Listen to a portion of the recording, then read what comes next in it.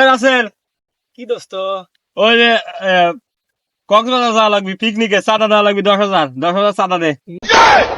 আমার যাওয়া দিন না দোস্ত, আমার আবার 10 টাকা দিতেই যাবে হরে থাকবে দোস্ত তোরা জায়গা।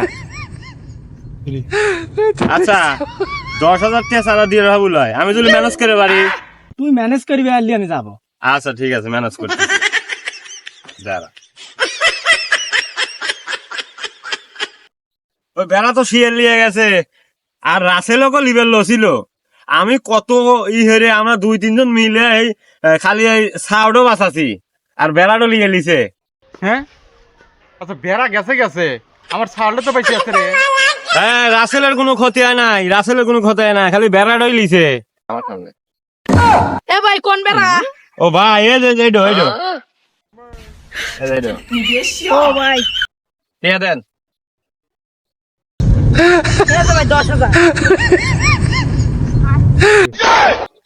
তাহলে তোর তো কাম হয়ে গেছে, তোর পিকনিকের চাঁদা হয়ে গেছে, বেড়া বেশি দিলাম, তোর বাপদার কিছু করবি না, চলে গেলাম, ঠিক আছে।